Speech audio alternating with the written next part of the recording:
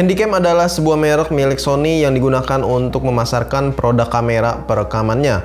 Handycam sendiri diluncurkan pada tahun 1985 sebagai nama dari kamera perekam pertama Video 8 untuk menggantikan jajaran produk Sony yang berbasis Betamax. Nah, nama ini dimaksudkan untuk menonjolkan ukuran kamera yang hanya segenggaman tangan aja.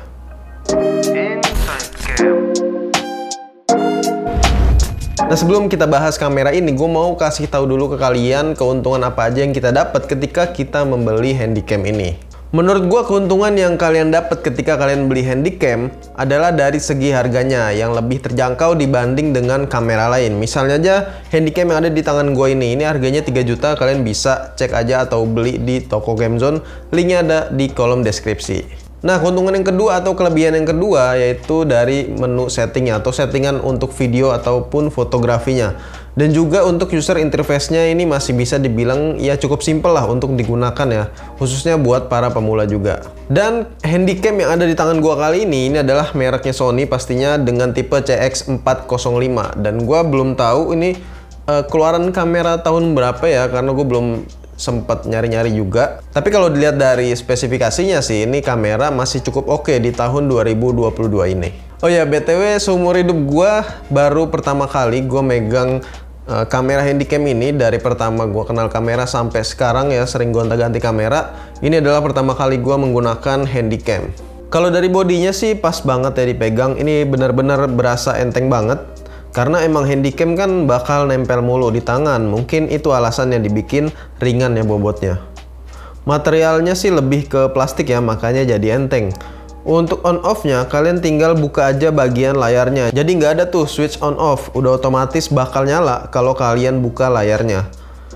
Di bagian lensanya ada tulisan yang menandakan lensa ini bisa di zoom optikal hingga 60 kali clear image zoom. Ya lumayan oke sih hasilnya menurut gue ya, karena kan optikal ya, jadi ketajamannya agak kurang dibandingkan dengan yang mechanical. Dan kalau biasanya kan kamera mirrorless atau DSLR itu pakai caps lensa atau tutup lensa ya.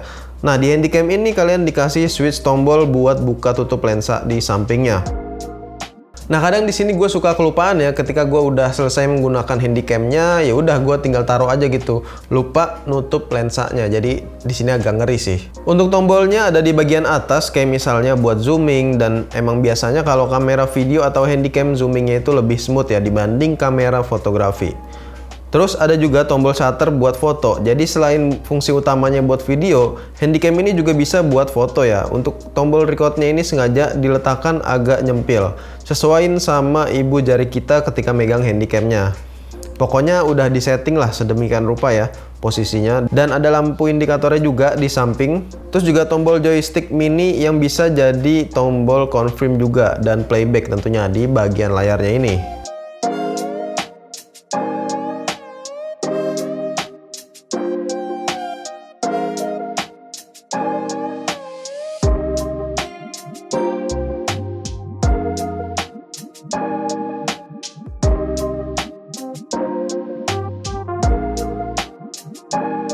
Nah, untuk port-portnya sendiri di luar di sini dikasih satu micro USB multi, dan di dalam layarnya ada satu port lagi HDMI mini dan juga slot micro SD. Jadi untuk media penyimpanan masih menggunakan micro SD. Dan yang udah pasti ada di Handycam itu adalah tali strapnya ini. Apakah di kamera ini doang? Gua kurang tahu ya. Jadi dia ada kabel USB-nya juga sekalian nih, bisa disambungin ke charger ya. Cukup unik dan hal baru yang gue temuin.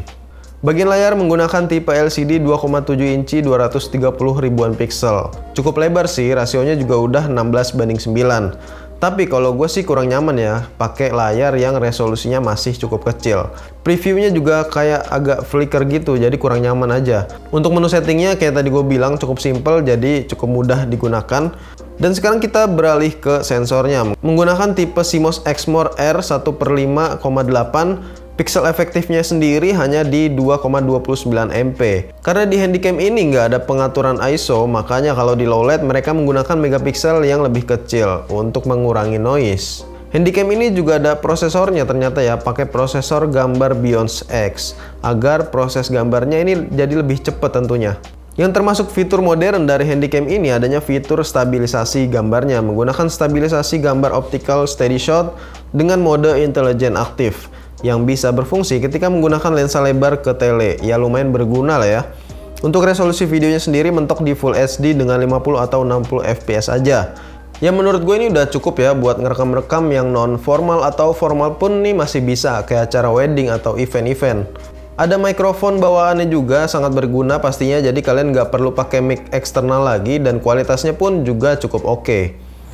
Oke, ini adalah contoh suara dari Sony CX405. Ini layarnya bisa diputer ya buat ngevlog. Tapi untuk akses ke tombol-tombolnya agak sulit jadinya. Dan megangnya pun agak ribet ya. Tapi kalau untuk kualitas videonya sih udah lumayan bagus. Dan mikrofonnya juga lumayan bagus ya.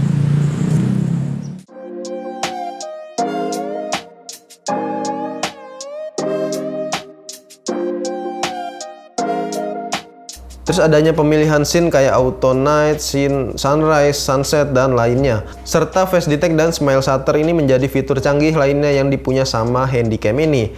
Nah, untuk daya tahan baterainya nih, pakai tipe NP-BX1 dengan durasi pengisian daya sekitar 2-3 jam lebih. Untuk pemakaian standar sih ini cukup sekitar 1-2 jam aja. Nah, jadi Handycam ini bisa gue bilang adalah pilihan yang tepat buat kalian yang lagi nyari atau butuh kamera video dengan kualitas yang setara kayak mirrorless atau DSLR, namun harganya ini masih cukup terjangkau ya. Dan jangan lupa belinya di toko Camzone. Kalian cek aja linknya di kolom deskripsi. Sekian dan terima kasih.